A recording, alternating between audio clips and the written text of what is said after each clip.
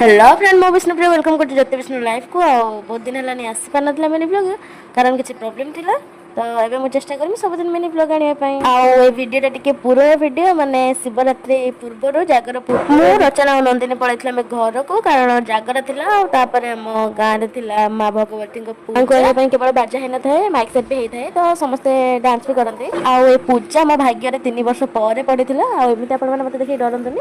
ए काहे कि मो एमिति देखा होची जेहेतु प्रोसेशन टाइम रे अबीर भी बड़ा होता है तो से अबीर मो मुंडे जन दे दी जाइथिले तापरे मां आसी कि तांको आसन रे बसी ए सब हम देश घर पाखरे ही मां को आनिबा पूर्व प्रथम हम ग्राम देवती को पूजा कर जाते जेटा को देखिया पई जाय पार नथिले संसरिया को प्राय 11टा जेतला एटा ता पर दिन रे वीडियो थिला हम जाउतलो खाइबा पई कारण पूजा होबा परे मां को पाखरे प्रसाद लागि थाए और हम से प्रसाद खाइबा पई सब जाय ता परे हम प्रसाद खाइ के आसे परे पूजा नै के पड़ैथिले और पूजा नबा टाइम रे वीडियो टा हम बनै पार पूजा नै के आसला बेल को मोचिया बाहर पटले घर को जिबा पई ने ब्लॉग टा एठी रहले जय भोलेनाथ जदि आपन को वीडियो टा भल लागते तो लाइक शेयर और सब्सक्राइब कर देबे।